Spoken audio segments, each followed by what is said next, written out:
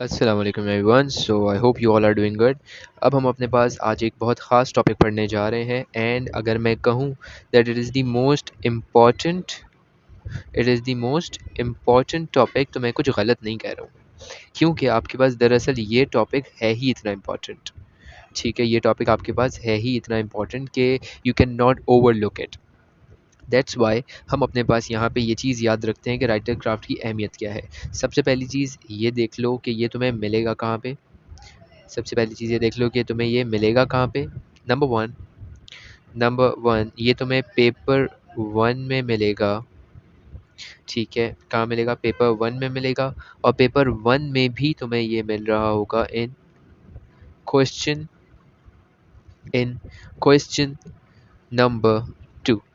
ठीक है, question number two जितना भी है तुम्हारे पास वो सारा क्या कंसीडर होता है? वो तुम्हारे पास राइटर्स क्राफ्ट कंसीडर होता है। If I talk about the total marks, so यहाँ पे तुम्हारे पास 9 मार्क का पूरा क्वेश्चन आता है और ये 9 मार्क्स लेना बहुत अजाब होता है इन शॉर्ट। ठीक है, I hope I am clear up till now. आओ आगे बढ़ते हैं। अब ज़रा हम राइटर्स क्राफ्ट को शुरू करने जा रहे हैं तो थोड़ा सा ध्यान रखना। देखो, राइटर क्राफ्ट बेसिकली होता क्या है? राइटर क्राफ्ट बेसिकली होता ये है कि हमारे पास यहाँ पे राइटर ये चाहता है विद दिस टॉपिक कि वो जो भी लिख रहा है, एग्जामिनर वहाँ पे जो भी लिख रहा है, लिखवा रहा है, जो भी कर रहा है, जो आपके पास पैसेज है, जो आपके पास टेक्स्ट है, उसके अंदर लिखी हुई हर एक पैराग्राफ की बातें, वहाँ पे लिखा हुआ एक वर्ड, चाहे वहाँ पे लिखा हुआ एक फ्रेज़ या चाहे वहाँ पर लिखा हुआ एक सेंटेंस, हमारे पास रीडर पे क्या इम्पैक्ट डालता है, वो वहाँ पर क्यों है, उसकी जगह पे उसका सिनोनियम क्यों नहीं है, ये हर एक बारीक से बारीक चीज़ आपको पता होनी चाहिए फॉर राइटर्स क्राफ्ट। ठीक होगी बात? यानी कि ये आपके पास क्या करता है, ये आपके पास यहाँ पे एक्सपेक्ट करता है आपसे दैट राइटर जो अपने आइडियाज़ बता रहा है, सही, राइटर जो अपने आइडियाज़ बता रहा है, वो अपने आइडियाज़ क्यों बता रहा है, वहाँ पे क्या वजह है उसके वो आइडियाज़ बताने की, ये सारी चीज़ें हमें पता होनी चाहिए।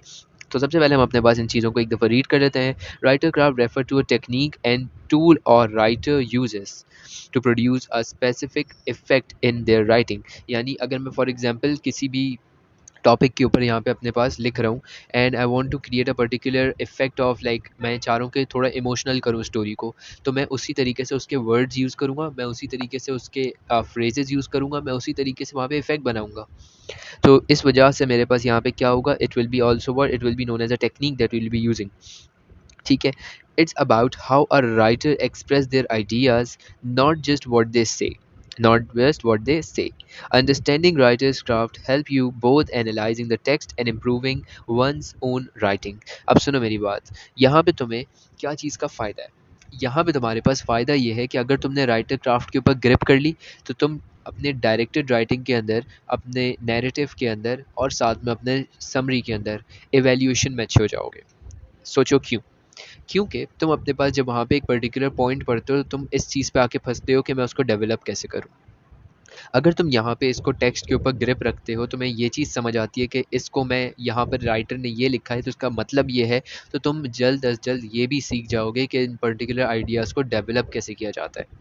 इसी तरीके से ये चीज़ और ये टॉपिक राइटर ने, आई मीन एग्जामिनर ने पर्टिकुलरली आपकी हेल्प के लिए रखवाया है। भले मुश्किल है, लेकिन मार्क्स भी तो देखो कम है इसके, बट स्टिल 50 मार्क्स में से तुम्हारे 9 चले गए तो तुम्हारे पास यहाँ पे काफ़ी डिज़ास्टर भी हो सकता है। ठीक है, सो यहाँ पर इसको अपने पास थोड़ा अच्छे से पढ़ना।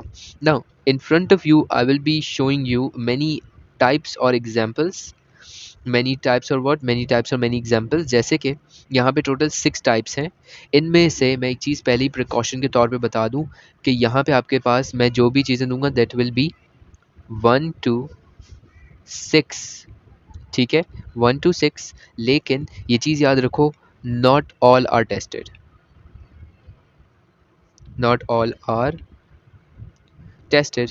क्या मतलब भाई? मतलब ये कि यहाँ पर मैं तुम्हें सारी टाइप्स पढ़ा दूंगा, लेकिन शर्त ये है कि तुम्हें ये चीज़ भी माननी होगी कि ये सारे टेस्ट नहीं किए गए अब तक और तुम्हारे पास ये हो सकते हैं। ठीक है, तुमने क्या देखा है कि तुम्हारे पास वर्ड चॉइस से रिलेटेड बातचीत कर रहे होते हैं, तुमने क्या देखा है अपने पास, चीज़ों के वर्ड से रिलेटेड बात करते हैं, फ्रेज से रिलेटेड, सेंटेंस से रिलेटेड बात करते हैं, लेकिन तुम्हें शायद अभी तक ये नहीं पता कि वो हमारे पास एक्चुअल में फिगरेटिव लैंग्वेज पे भी बात कर सकते हैं, वो हमारे पास यहाँ पर क्या कहते हैं सेंटेंस स्ट्रक्चर पे भी बात कर सकते हैं, वो हमारे पास यहाँ पे टोन के ऊपर भी बात कर सकते हैं, स्ट्रक्चर ऑर्गेनाइजेशन पे भी पूछ सकते हैं सवाल, और तुम्हारे पॉइंट ऑफ व्यू पर भी पूरा क्वेश्चन पूछ सकते हैं। सो दैट्स वाई यहाँ पे जो भी चीज़ मैं बता रहा हूँ अगली 2 3 4 वीडियोज़ तक ये आई गेस सीरीज़ चल रही होगी, तो तब तक आप अपने पास इन चीज़ों को ऑब्जर्व करते रहिएगा। ठीक है, सो या लेट्स स्टार्ट। सबसे पहले आपके पास यहाँ पर आता है वर्ड चॉइस एंड डिक्टेशन। ठीक है, so this will be the start of the series of writer's craft. आपके पास यहाँ पे मैं राइटर्स क्राफ्ट की series from the next video में इसके अंदर चीज़ें बताना पढ़ाना शुरू कर दूँगा। This was just an introduction to writer's craft. ठीक है, आई होप यहाँ तक की चीज़ें सारी क्लियर होंगी। However if you still have any confusion so you can ask. However I will be continuing this topic in the next video. अल्लाह हाफ़िज़, फ़ी अमान अल्लाह।